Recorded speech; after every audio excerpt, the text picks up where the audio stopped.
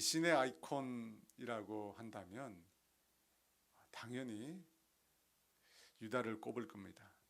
예수님의 12 제자 중 한 명이었던 유다는 예수님을 은 30에 팔았기 때문입니다. 그 일을 두고 예수님께서 시편 41편을 인용하여 말씀하신 구절이 있습니다. 시편 41편 9절입니다. 같이 있습니다.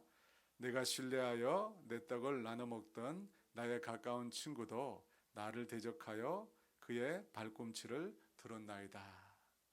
이 발꿈치를 들었다라고 하는 말은 이 발바닥을 보여주므로 아주 심한 모욕을 했다는 뜻이 됩니다. 떡을 함께 나눠 먹던 가장 믿고 신뢰하던 제자의 배신이 얼마나 예수님을 마음 아프게 했는지를 나타내주는 성경의 표현입니다. 그런 이 배신의 고통을 당해보지 않은 사람은 그것을 잘 모를 것입니다. 오늘 본문에 나오는 모세도 예수님께서 겪으셨던 그런 고통을 겪지 않았을까 그런 생각이 듭니다. 본문 1절에 모세가 구스 여자를 취하였더니 그 구스 여자를 취하였으므로 미리암과 아론이 모세를 비방하니라. 모세의 누이 미리암과 형인 아론이 그 동생 모세를 비방했다고 합니다. 이 비방이란 것은 비웃고 헐뜯는 말을 했다는 뜻입니다. 그런데 여러분, 이 모세를 비방했던 이 미리암은 어떤 사람입니까? 누굽니까? 성경에 보니까 모세보다 6살이 위인 누이입니다. 여러분, 이 미리암은 모세에게 있어서 아주 특별한 사람이었습니다. 모세가 태어난 지 석 달 만에 이 갈대 상자에 실려서 이집트 나일강에 버려지게 됩니다. 그때 그 갈대 상자 곁을 떠나지 않고 계속해서 그것을 지켜보던 소녀가 있었습니다. 당시 6살 소녀, 그녀가 바로 미리암이었습니다. 우리가 잘 알듯이 바로의 딸이 모세의 갈대 상자를 발견했을 때 이 6살 난 소녀 미리암은 너무나 당돌하게 이 바로의 딸 앞으로 나아갑니다. 그리고 이 갓난아기를 위하여 자신이 유모를 데려오겠다고 하면서 가서 모세의 엄마를 데리고 바로의 딸에게 오게 됩니다. 여러분, 이 담대한 행동으로 인해서 모세가 생명을 건질 수 있었습니다. 그리고 바로의 궁에서 왕자로 승장하게 되었습니다. 이스라엘 민족이 출애굽할 당시에 이 미디암은 홍해가 갈라진 현장에서 모든 이스라엘 여인들의 앞장서서 소고를 치고 춤을 추며 노래를 부릅니다. 그 노래가 출애굽기 15장에 기록되어 나옵니다. 출애굽기 15장 20절 21절 말씀입니다. 같이 읽겠습니다. 아론의 누이 선지자 미리암이 손에 소고를 잡음에 모든 여인도 그를 따라 나오며 소고를 잡고 춤추니 미리암이 그들에게 화답하여 이르되 너희는 여호와를 찬송하라. 그는 높고 영화로우심이요 말과 그 탄 자를 바다에 던지셨음이로다 하였더라. 성경은 이 미리암을 선지자라고 칭합니다. 선지자 미리암. 그녀는 이 모세에게 있어서 생명의 은인인 동시에 너무나 귀한 누이였습니다. 평생 모세 곁을 든든히 지켜주는 후원자였습니다. 또 모세의 형인 아론은 어떻습니까? 두말할 필요 없이 모세에게 너무나 귀중한 피부처였습니다. 아론은 모세보다 3살 위의 형으로서 모세가 하나님의 명령을 받고 출애굽 역사를 일으킬 때 바로 그의 입이 되어준 사람이었습니다. 비록 모세가 없는 동안 백성의 부추김을 받아서 금송아지를 만들긴 했지만 아론 역시 모세의 생애에서 빼놓을 수 없는 너무나 소중하고 귀중한 사람입니다. 그는 대제사장이었고 가장 믿고 신뢰할 만한 모세의 지지자였습니다. 그런 두 사람이 지금 무엇을 합니까? 모세를 비방했다고 합니다. 여러분, 어떻게 이럴 수가 있습니까? 그렇게 믿고 신뢰하고 의지했던 누이와 형이 모세를 향하여 비방을 했다고 합니다. 아직도 생생한데요. 저희 아버지가 전혀 다른 문맥이지만 이 성경 속에 나온 이 구절을 참 자주 말씀하셨어요. 마태복음 10장 36절에 사람의 원수가 자기 집안 식구니라. 무슨 의도인지는 모르겠지만 집안 식구가 원수라고 그런 말씀 많이 하셨습니다. 이 말씀을 문맥을 빼고 읽으면 가족이 원수니까 멀리해라 뭐 그런 뜻이 되는 거죠. 하지만 실제 뜻은 하나님을 더 사랑함으로 인해서 가족으로부터 미움을 받게 될 수 있다 하는 말씀입니다. 여하튼 모세는 지금 누이와 형이 원수가 되는 상황을 직면하게 되었습니다. 가장 가까운 피부치가 모세를 비방했습니다. 왜 그렇게 했습니까? 왜 모세를 비방했습니까? 모세가 구스 여자를 자신의 아내로 맞아들였기 때문입니다. 여러분, 이 구스 여자에 대해서는 두 가지 큰 견해가 있습니다. 하나는 모세의 처 십보라를 가리키는 표현이다라고 주장하는 설이 있습니다. 다른 하나는 이 성경에 나온 그대로 에티오피아 여인이라는 견해입니다. 요세푸스는 에티오피아 공주 혹은 왕비라고 표현을 합니다.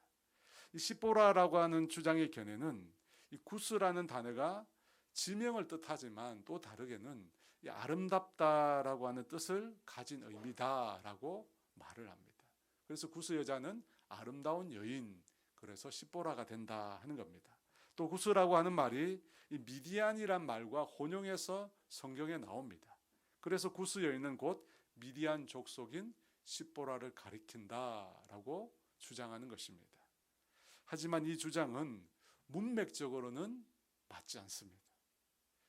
여러분, 모세가 십보라와 결혼한 것은 아주 오래전의 일이기 때문입니다. 언제 결혼했습니까?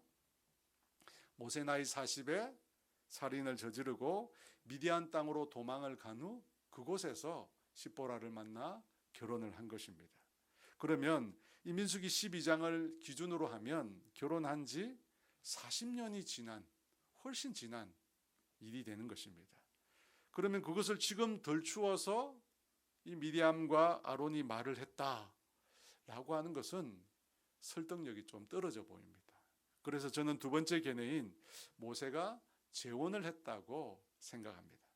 당시 모세의 아내인 십보라가 이미 세상을 떠난 것처럼 보입니다.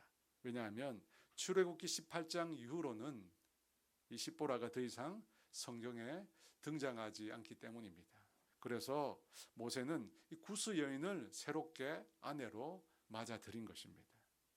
그런데 왜 모세 이 결혼을 두고 미디암과 아론이 모세를 비방한 것일까요? 이 혼자 호라비가 된 거잖아요. 호라비가 된 동생이 다시 결혼을 했다라고 하면 여러분 축하를 해줘야 되지 않겠습니까? 이방인인 구스 여자를 아내로 삼아서 그들이 비방한 것일까요? 이 당시 구스는 지금의 이디오피아 근방 지역을 말하는 표현입니다. 그런데 만약에 이방인과 결혼한 것이 문제였다라고 하면 첫째 부인인 십보라도 미디안 족속입니다. 이스라엘 족속이 아니었던 것입니다. 그렇다면 이 미디암과 아론이 모세를 비방한 진짜 이유가 무엇일까요? 오늘 성경 2절 상반절에 이렇게 말씀합니다. 같이 읽습니다. 그들이 이르되 여호와께서 모세와만 말씀하셨느냐 우리와도 말씀하지 아니하셨느냐. 겉으로 모세의 결혼을 두고 비방한 것 같지만 사실 미디암과 아론은 지도자로서의 모세의 권위에 지금 사실 도전하고 있는 것입니다. 미디암과 아론이 모세를 비방한 것은 모세가 가지고 있는 리더십에 대한 시기와 질투심 때문이었다는 것입니다. 그래서 그들이 여호와께서 모세와만 말씀하셨느냐 우리와도 말씀하지 아니하셨느냐. 이 말은 무슨 뜻입니까? 모세와 자신들이 전혀 다를 바가 없다는 것입니다. 자신들도 모세처럼 하나님의 말씀을 듣는다는 것입니다. 실제로 미디암은 선지자였고 아론도 대제사장이었습니다. 그들 또한 하나님으로부터 말씀을 들었고 백성들을 이끄는 일을 담당하고 있었습니다. 그래서 미리암과 아론은 모세만 특별히 하나님과 관계를 맺는 것이 아니라고, 모세만 특별한 존재 아니라고 생각했던 것입니다. 그러니까 이 구스 여인과의 결혼은 핑계이고 사실 내용은 이 지도자 모세에 대한 시기와 질투심이 일어났다는 것입니다. 그것 때문에 모세를 비방한 것입니다. 여러분, 이 시기와 질투라고 하는 것이 우리 인간을 얼마나 힘들게 만드는 건지 모릅니다. 이 사울이 다윗에 대한 시기심 때문에 그의 인생 전체를 망치지 않았습니까? 제가 어저께 이 여자 사역반 훈련을 하다가 나눈 내용인데, 서울에서 제가 같이 사역했던 목사님 중에 한 분이 최근에 미국에서 유학을 하다가 최근에 귀국한 분이 계십니다. 이분이 사실 그 오륜교회를 떠날 때, 사임할 때 제가 많이 말렸거든요. 더 있으라고, 떠나지 마라고 제가 많이 말렸습니다. 그런데 자신이 뜻한 바가 있어서 꼭 사임을 하고 다른 교회를 가야겠다는 것입니다. 그런데 이 목사님이 처음 오륜교회 오셨을 때는 설교를 잘 못했어요. 그런데 한 3, 4년 지나니까 이 설교가 놀랄 만큼 발전을 한 거예요. 그래서 설교하면서 아주 재밌는 유머도 하면서 설교를 했는데 참 잘했어요. 그래서 성도들의 설교를 참 잘한다고 칭찬을 많이 했습니다. 이 새로 부임한 교회에서도 목사님이 설교를 한번 해보라고 말씀하셔서 설교를 했답니다. 설교를 다 마치고 이렇게 내려왔는데 분위기가 심상치 않다는 거예요. 설교하고 내려왔는데 분위기가 그냥 싸하더랍니다. 왜 그러냐 했더만 이 담임 목사님이 이 회의 시간에 그러더라는 거예요.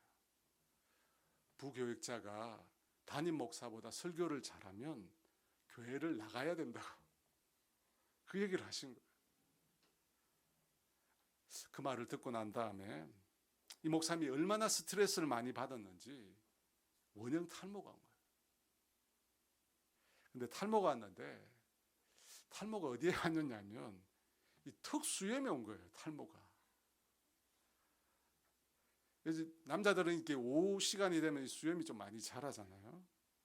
근데 턱에 수염이 한쪽만 없는 거예요. 이렇게. 그래서 얼마나 힘들어했는지 모릅니다. 한 번은 저를 만나서 그러는 거예요. 왜 그때 자기를 붙잡지 않았냐. 저한테 막 따지는 거예요. 아니 제가 2번씩이나 붙들었는데 본인이 나간 게 아니냐. 그러니까 아니 붙잡으려면 끝까지 붙잡아야지 중간에 놔주면 어떻게 되냐고. 사랑하는 여러분, 담임 목사보다 부교육자가 설교를 더 잘하면 교회를 나가야 된답니다. 우리 목사님과 전도사님들 잘 들으셔야 돼요. 왜 이런 말이 나왔죠? 시기와 질투심 때문에. 저희 교회는 담임 목사보다 설교 잘하면 더 많이 설교시켜 줄 테니까 걱정 안 하셔야 됩니다. 여러분, 시기와 질투심이라고 하는 것은 정말 보기 힘든 꼴불견입니다. 그리스도 안에서 누군가 나보다 더 잘한다, 누군가 나보다 더 잘된다 라고 하면 어떻게 해야 합니까? 그 사람을 축하해주고 격려해주고 축복해줘야 합니다. 여러분, 그것이 주님의 마음인 것입니다. 미디암과 아론은 구스 여인과의 결혼이 아니라 모세가 가진 이 리더십에 대해서 도전하고 있다라고 하는 사실을 우리가 확인할 수 있는 것이 6절에서 8절까지의 하나님의 말씀을 통해서 또한 확인할 수 있습니다. 제가 읽겠습니다. 이르시되 내 말을 들으라. 너희 중에 선지자가 있으면 나 여호와가 환상으로 나를 그에게 알리기도 하고 꿈으로 그와 말하기도 하거니와 내 종 모세와는 그렇지 아니하니 그는 내 온 집에 충성함이라. 그와는 내가 대면하여 명백히 말하고 은밀한 말로 아니하며 그는 또 여호와의 형상을 보겠거늘 너희가 어찌하여 내 종 모세 비방하기를 두려워 아니하느냐. 무슨 말입니까? 이 말씀을 한마디로 요약하면 모세와 너희 미리암과 아론은 다르다는 것입니다. 앞서 미리암과 아론의 주장이 무엇이었습니까? 모세는 우리와 다르지 않다는 것입니다. 우리도 하나님의 말씀을 듣는다는 것입니다. 그런데 하나님께서 다르다고 하십니다. 모세는 하나님께서 택하여 부르신 특별한 종이라고 합니다. 하나님의 집에 충성된 자라고 합니다. 이 내 종이라는 표현과 충성된 자라는 표현은 이 구약 인물 중에 아주 극소수에게만 붙여진 것입니다. 그만큼 모세는 특별한 부르심을 받았다는 것입니다. 또 하나님은 자신의 뜻을 선지자들에게 환상으로 꿈으로 말씀해 주신다고 합니다. 하지만 모세에게는 어떻게 말한다고 합니까? 하나님이 직접 대면하여 명백히 말씀하신다고 합니다. 모세는 하나님의 형상을 직접 볼 자라고 하십니다. 이처럼 모세와 너희 미리암과 아론과는 다르다고 합니다. 모세가 훨씬 더 하나님께 가까이 있는 높은 위치에 있는 하나님의 종임을 주님께서 명시하십니다. 그래서 모세를 향해 자신들과 다르지 않다고 말하며 모세를 비방하는 이 미리암과 아론을 하나님께서 책망하십니다. 이 6절부터 8절 말씀을 보면 모세는 여러분 단순 선지자가 아닙니다. 구약의 선지자 중에 차원이 다른, 요즘에 그런 말이 있죠. 어나더 레벨이 다른 그런 인물임을 알 수 있습니다. 그는 독보적인 선지자였던 것입니다. 그래서 신명기 18장 18절에 보면 모세에게 너와 같은 선지자 하나를 이스라엘을 위해 일으키시겠다 말씀하셨는데 뒤이어 신명기 34장 10절에 이렇게 또한 말씀하십니다. 신명기 34장 10절입니다. 그 후에는 이스라엘에 모세와 같은 선지자가 일어나지 못하였나니 모세는 여호와께서 대면하여 아시던 자요. 모세와 같은 선지자가 일어나지 않았다고 합니다. 그야말로 모세는 구약 성경에서 유일무이한 선지자인 것입니다. 모세와 같은 선지자 하나를 세우시겠다라고 하는 이 주님의 예언은 신약에 이르러서 누구를 통해 성취될까요? 바로 예수님을 통해서 성취되게 됩니다. 히브리서 3장 1절에서 3절입니다. 그러므로 함께 하늘의 부르심을 받은 거룩한 형제들아 우리가 믿는 도리의 사도이시며 대제사장이신 예수를 깊이 생각하라. 그는 자기를 세우신 이에게 신실을 하시기를 모세가 하나님의 온 집에서 한 것과 같이 하셨으니 그는 모세보다 더욱 영광을 받을 만한 것이 마치 집 지은 자가 그 집보다 더욱 존귀함 같으니라. 모세보다 더욱 영광을 받으실 분으로 그리스도를 소개하고 있습니다. 여러분 이 말씀을 보면 선지자라고 해서 다 같은 선지자가 아닙니다. 제사장이라고 해서 다 같은 제사장이 아닙니다. 지도자라고 해서 다 같은 지도자가 아닌 것입니다.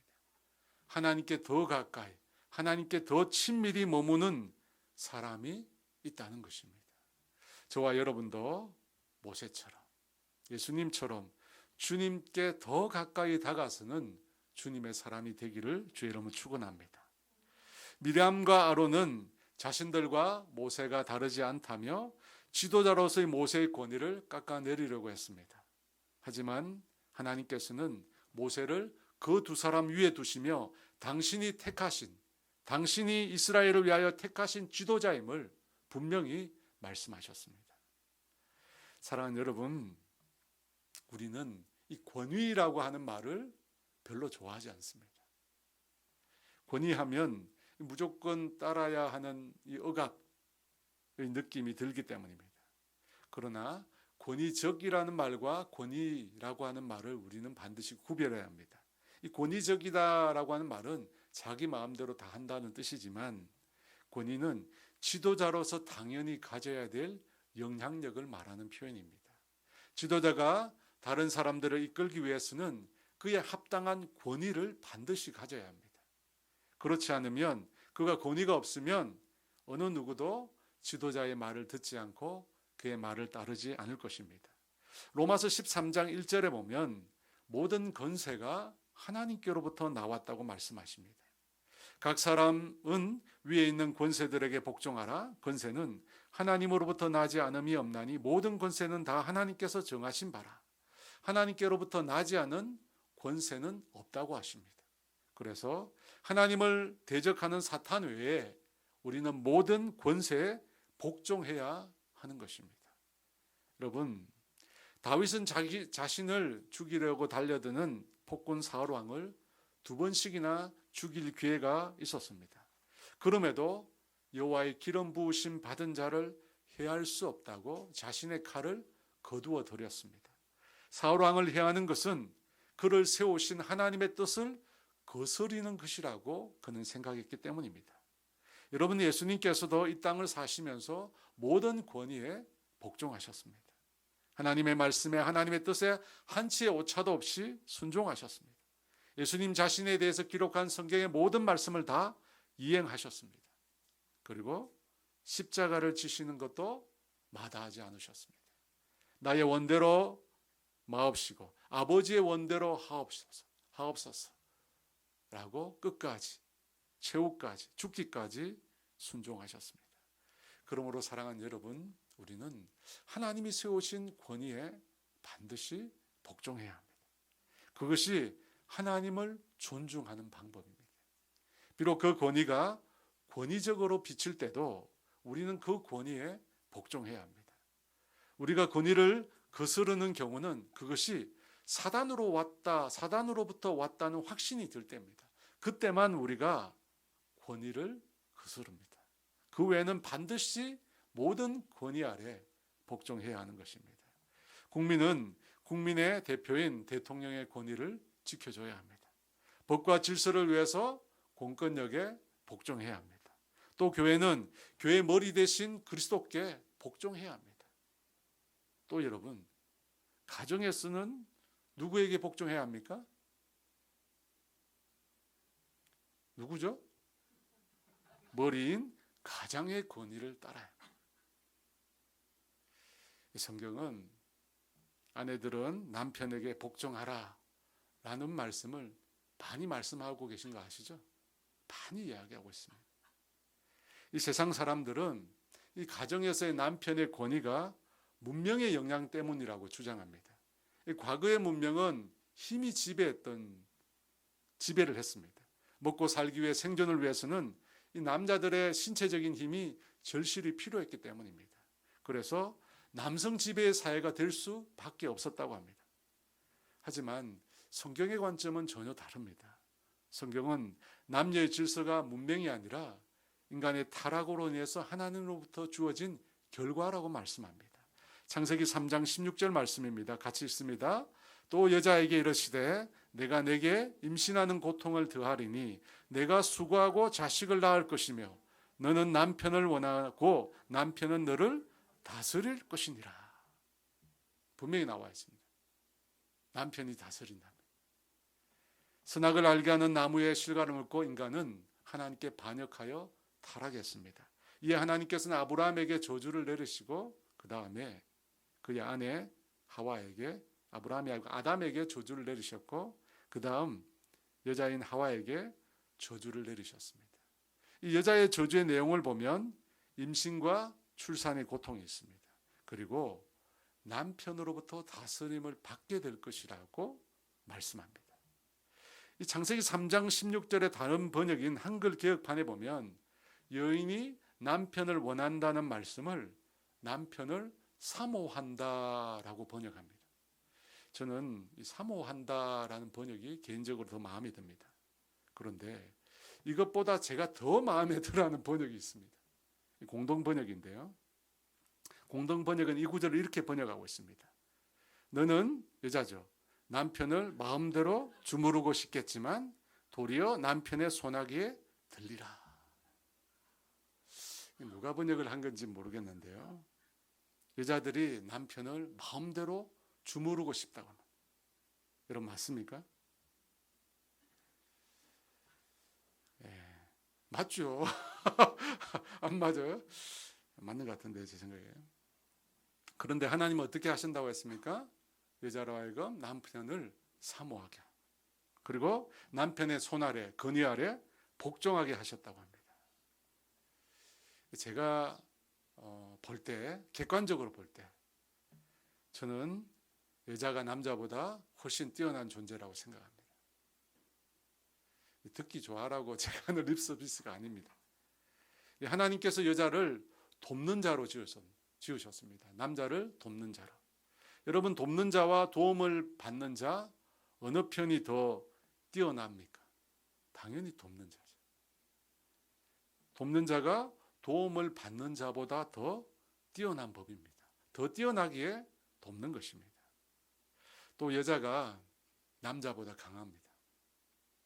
힘이야 남자가 세지만 이 생존력에 있어서 여자가 남자보다 훨씬 더 강합니다.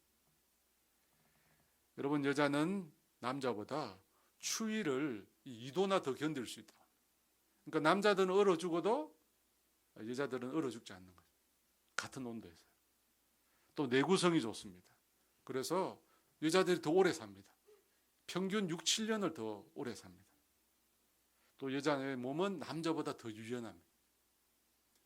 이 장점이요, 더 뛰어나니 이로 셀 수가 없어요. 몸만 유연한 게 아니라 마음도 유연합니다. 그래서 어떻게 합니까? 인간관계가 아주 원만합니다. 그래서 대부분 여성분들은 한 1, 2분만 대화를 해도 금방 친해집니다. 그런데 남자는 어떻습니까? 남자는 사계절이 지나야 됩니다. 사계절이 지나야 이제 비로소 아는 체 하는 겁니다. 이렇게 이 여자가 남자에 비해서 가지는 장점이 훨씬 더 많습니다. 그래서 여자는 어떻게 합니까? 혼자서도 잘 삽니다. 그렇죠. 근데 남자는 그렇지 못합니다. 그래서 어떤 권사님 기도 제목이 뭐냐면 남편이 먼저 죽는 것. 이게 기도 제목. 자기가 먼저 죽으면 남편이 불쌍해진다는 겁니다. 참 별 걱정을 다 해요. 별 걱정을 다 합니다. 그래서 여러분, 이 잘나고 똑똑하고 생존력이 강한 여자분들이 어리숙한 남자들과 결혼을 안 하려고 합니다. 그게 우리나라의 큰 문제가 아닙니까? 결혼을 안 해요. 혼자 사는 것이 더 좋답니다. 분명히 하나님은 이 여자들에게 남자를 사모하는 마음을 주셨는데 이제 그것도 거부하는 거죠. 내 마음대로 살겠다는. 하나님은 이 아내들로 하여금 남편의 건의 아래 복종하게 했습니다. 왜 복종하게 하셨을까요? 여자가 가지고 있는 죄된 성품을 제한하도록 하기 위해서입니다. 분명 하와가 여러분 먼저 타락했습니다. 그래서 유혹에 넘어가기 쉬운 이 여자의 마음을 하나님께서 그 남편으로 하여금 다스리게 하신 것입니다. 이것은 죄로부터 우리 인간을 지켜주시고자 하는 하나님의 또 다른 은총입니다. 그러므로 사랑하는 여러분, 하나님이 세우신 이 가장의 권위에 복종하십니다. 신앙이 좋은 이 여집사님들, 여권사님들이 참 많습니다. 그분들 중에 남편이 교회에 안 나오는 분들이 많습니다. 저희 어머니도 18년 동안 혼자 신앙생활 먼저 하셨어요. 교회 일도 많이 하시고 권사님도 되셨지만 그때까지 저희 아버지는 교회 안 나오셨습니다. 여러분, 이 믿음이 좋은 아내를 둔 교회 다니지 않는 남편, 이 사람들이 교회 나오는 시점이 있습니다. 언제일까요? 항상 그렇지는 않지만 이 신앙 좋은 아내들이 남편에게 복종하기 시작할 때라고 합니다. 왜 그렇습니까? 남자는 자존심으로 사는데 그런 말이 있어요. 지금까지 자기 부인이 하나님 말은 잘 듣는데 자기 말은 안 듣더라고요. 그래서 교회 안 나간다. 그럼 새겨 들어야 되는 거죠. 하나님 말씀은 잘 듣는데 자기 말은 안 듣는데요. 그래서 남자들이 교회를 안 나간다고 합니다. 사랑하는 여러분, 하나님은 당신의 말씀대로 역사하십니다. 그래서 아내들아 남편에게 복종하라. 복종하면 어떻게 됩니까? 하나님 역사하시는 거죠. 말씀대로 역사하세요. 그래서 신앙을 떠나라 라고 하는 말 외에는 여러분 복종하시기 바랍니다. 그러면 하나님께서 그 말씀대로 역사하실 줄 믿습니다. 올해 우리 교회 홀로 신앙생활하는 모든 여성분들은 남편과 함께 주의 전에 나오는 역사가 있기를 주의 이름으로 축원합니다. 여러분, 미디암과 아론이 모세의 권위에 도전하기 위해 사용한 방법이 무엇이었습니까? 비방이었습니다. 모세를 비웃고 헐뜯는 것입니다. 그런데 우리는 이 사건을 통해서 이 비방이라고 하는 것의 성격을 알게 됩니다.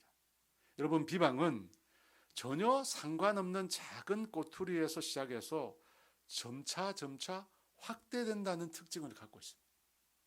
여러분, 이것이 비방의 성격입니다. 여러분, 우리도 여기 있는 저들 포함해서 우리도 때때로 다른 사람을 비방합니다. 여러분, 그렇지 않습니까? 그런데 그것을 잘 살펴보십시오. 보통 이렇게 우리가 말을 합니다. 분명히 잘못된 일에 대해서는 말을 해야 한다. 뭐 이렇게 당당하게 말을 합니다. 그런데 그 말이 나중에 처음과 전혀 다른 방향으로 진행될 수 있다는 겁니다. 무슨 말씀이냐면, 모세가 이방 구스 여인을 아내로 취한 것은 잘못이니 비난을 받아야 한다, 이렇게 말을 처음 시작했다는 것입니다. 이 지도자인 모세가 많고 많은 이스라엘 백성 중에 왜 하필 이방인을 아내로 취했느냐? 또 나이가 이런 것도 아닌데 80이 넘어서 꼭 젊은 여자를 아내로 얻어야 하느냐? 뭐 이런 얘기들이 돌아온 거죠. 지도자는 모름지기 백성 앞에 모범을 보여야 한다. 그런데 그렇지 못했던 것입니다. 여러분, 죄는 아니지만 분명히 모세에게 시비거리가 있었습니다. 그러면 그것을 어떻게 바로잡아야 합니까? 모세를 찾아가서 그 문제에 대해서 말을 하고 따져야 됩니다. 여러분, 오늘 이 본문은 사실 지도자의 잘못에 대해서 비난하거나 지적해서는 안 된다. 지도자의 행동을 비난하는 것은 하나님께서 기뻐하시지 않는다. 라고 많이 설교되어져 왔습니다. 여러분, 그런 설교 많이 들으셨죠? 저도 많이 들었어요. 지도자가 무슨 잘못을 해도 따지면 안 된다. 지도자는 하나님만이 책임진다. 뭐 이런 말씀을 우리 들었습니다. 하지만 본문은 그런 뜻이 아닙니다. 아무리 지도자라도 흠이 있는 행동을 하면 그것에 대해서 지적을 받아야 합니다. 그런데 문제는 우리가 잘못을 지적하다 보면 어떻게 해요? 지적하지 말아야 될 비난도 하게 된다는 것입니다. 여러분, 이것이 문제입니다. 조그만 잘못을 지적하다가 너무나 쉽게 비난을 확대할 수 있다는 사실을 우리가 염두에 둬야 합니다. 여러분, 이것이 비방의 성격입니다. 비방은 작은 데서 시작되어 감당할 수 없을 만큼 확대되는 특징을 가지고 있습니다. 본문 1절에 비방하다는 말의 동사는 복수형이 아닙니다. 분명히 미리암과 아론이 비방을 했는데 복수형이 아닌 3인칭 여성 단수형 동사가 사용이 되었습니다. 이것은 비방의 주체가 미리암이었음을 암시하는 것입니다. 미리암이 모세 비방의 주동자였던 것입니다. 그래서 나중에 미리암만 문둥병에 걸리게 된 것입니다. 2절에서 미리암은 모세의 결혼에 대한 비방을 그의 권위로 옮겨가게 됩니다. 그렇죠. 여러분, 이게 문제죠. 여호와께서 모세와만 말씀하셨느냐? 우리와도 말씀하지 아니하셨느냐? 왜 구스 여인에 대해만 말하지 지도자로서의 모세의 권위까지 건드리는 것입니까? 모세만 특별한 지도자가 아니다. 우리도 그와 같다. 하지 말아야 될 말까지 내뱉게 된 것입니다. 여러분, 왜 이렇게 되었을까요? 그것은 모든 인간은 덧붙임의 은사를 가지고 있거든요. 우리가 덧붙임의 은사를 가지고 있어요. 상대방의 잘못을 지적하다 보면 어떻게 됩니까? 자기 주장을 더욱 강하게 어필할 그런 필요성을 느끼게 됩니다. 그래서 무엇인가를 추가를 하는 것이죠. 그래서 확인이 안 된 사실, 그 중에서도 가장 임팩트가 강한 내용을 추가하게 되는 것입니다. 여러분, 이것이 비방의 학대입니다. 여러분, 그뿐입니까? 미리암은 모세에 대한 이 비방을 많은 사람들 앞에서 했습니다. 여러분, 모세에게 문제가 있다면 먼저 그를 찾아가면 됩니다. 그와 문제 해결을 시도해야 합니다. 하지만 미리암은 그렇게 하지 않았습니다.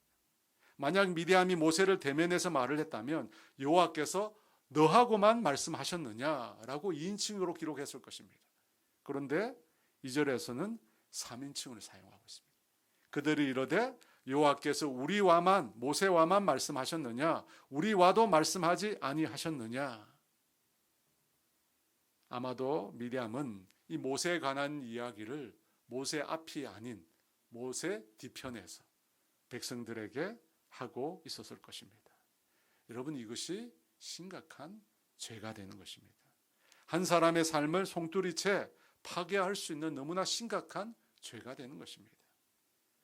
여러분, 혹시 지금까지 살아오면서 오늘 모세가 겪은 것과 똑같지는 않지만 아마 비슷한 경험을 하셨을 겁니다.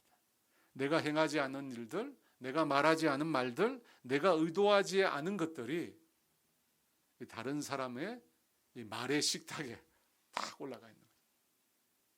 그분들이 내 얘기를 반찬거리 삼아서 열심히 드시면서 얘기를 나눕니다.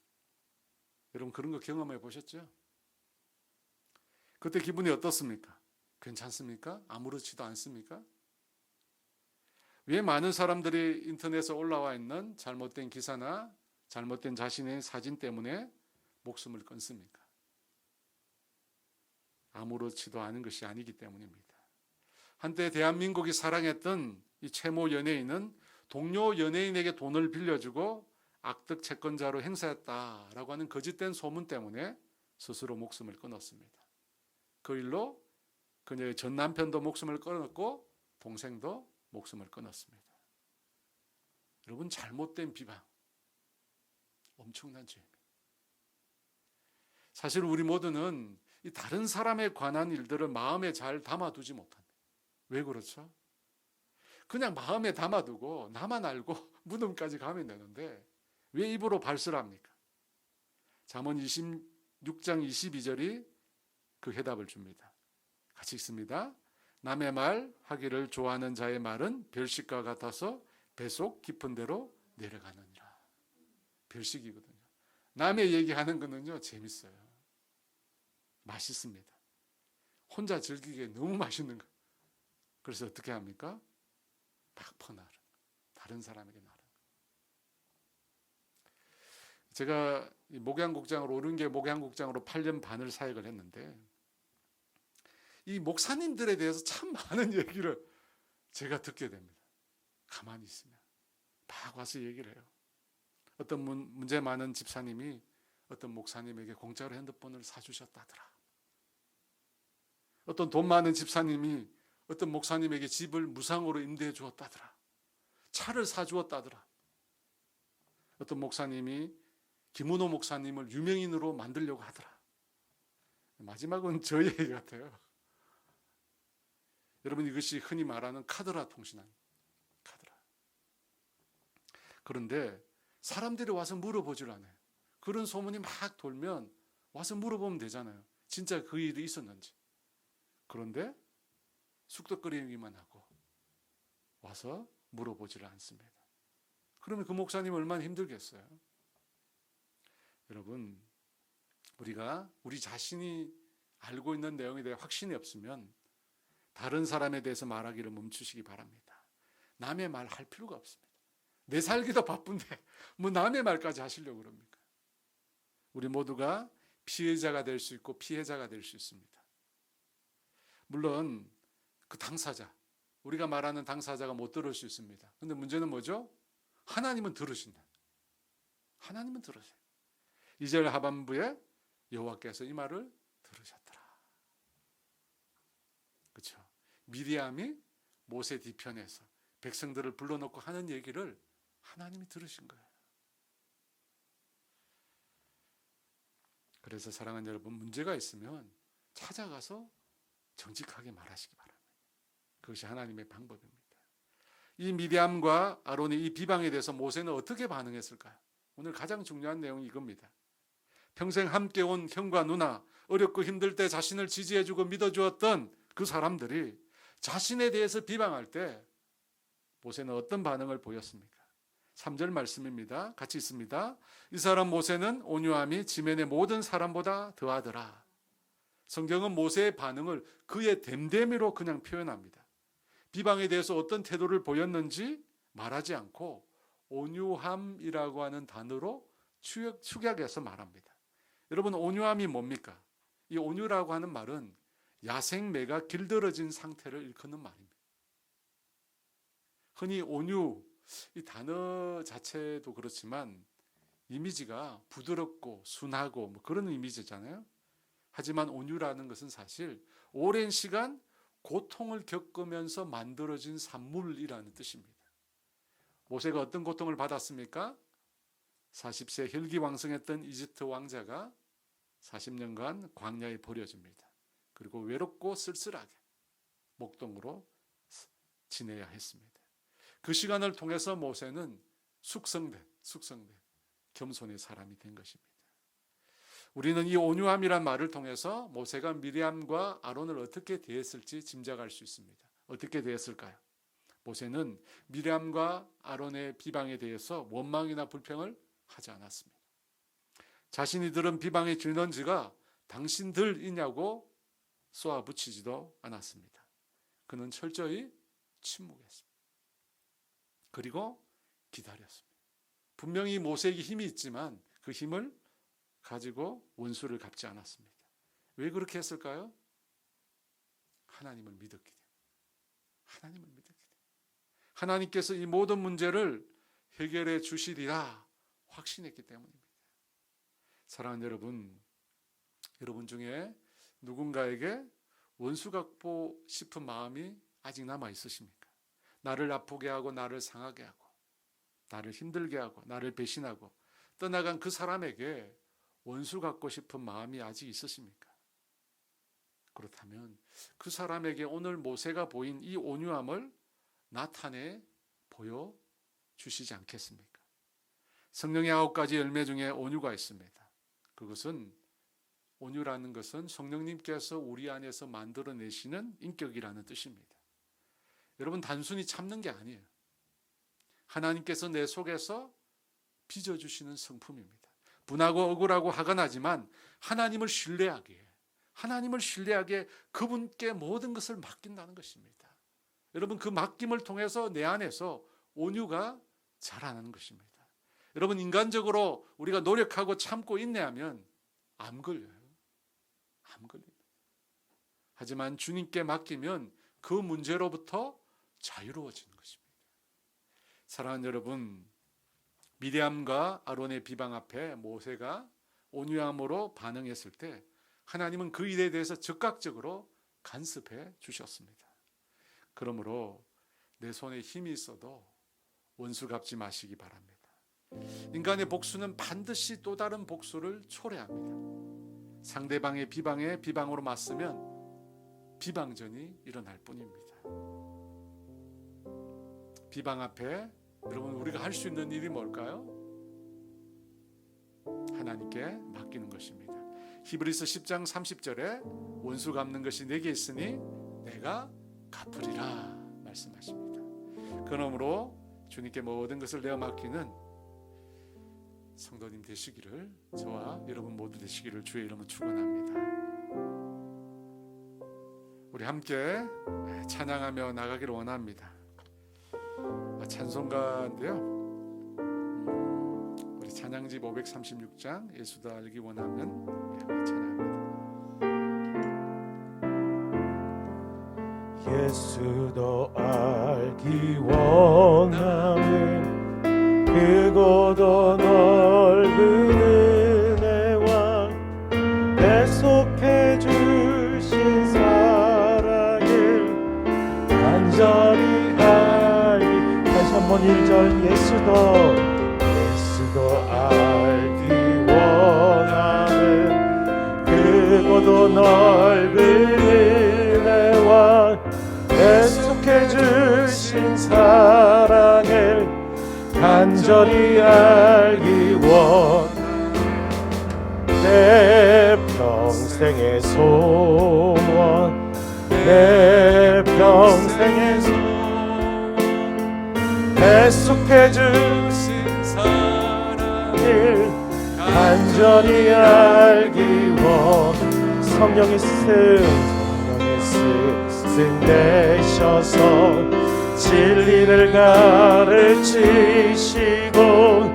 거룩한 뜻을 깨달아 예수를 알게 하소서.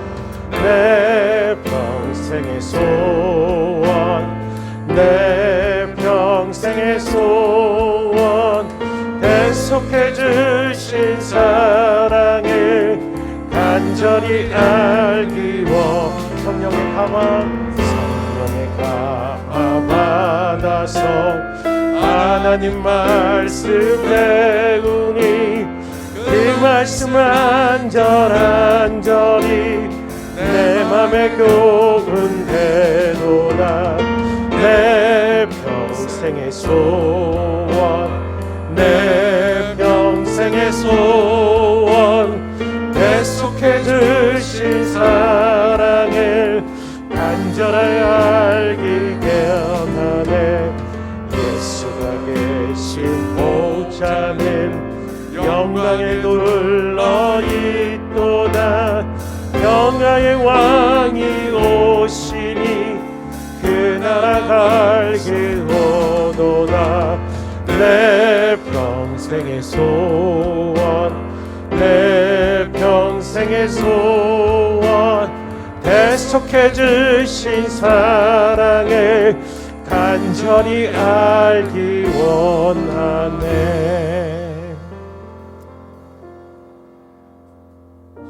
처음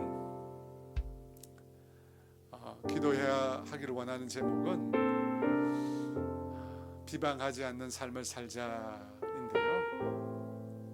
제가 왜 이 찬양을 불렀냐면, 여러분, 내가 노력하고 내가 애쓰고 해서 내 본성인 이 시기와 질투심을 벗어버리기가 어렵습니다.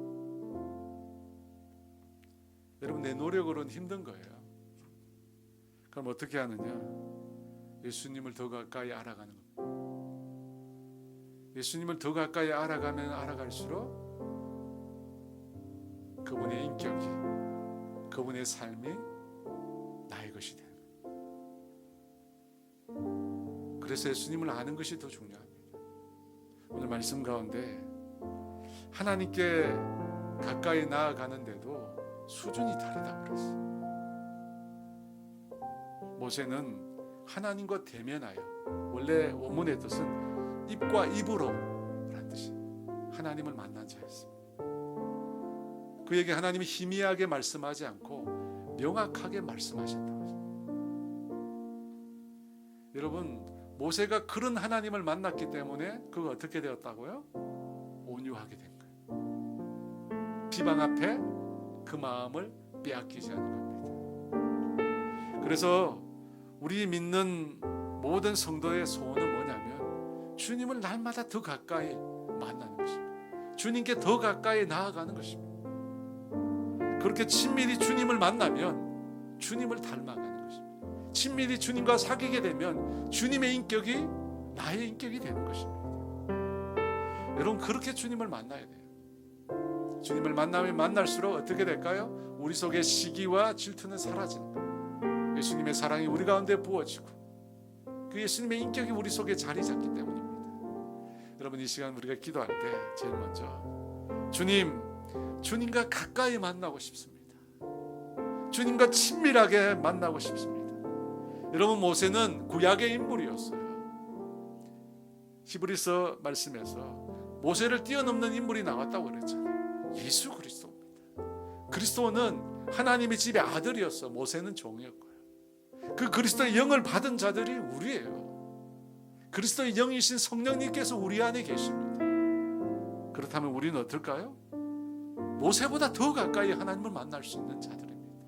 하나님 그것을 우리에게 약속해 주셨습니다. 여러분, 하나님이 멀리 계시다, 이게 다 사탄의 거짓말이에요. 다 거짓말입니다. 하나님은 바로 우리 눈앞에 계십니다. 친밀히 주님을 만날 수 있습니다. 이 시간 기도할 때 하나님, 주님 사모합니다. 주님, 나에게 찾아와 주십시오. 내가 가까이 주님 만나고 싶습니다. 더 가까이 주님 만나게 해달라고 우리 주여 한번 부르고 기도하며 나갑니다. 주여.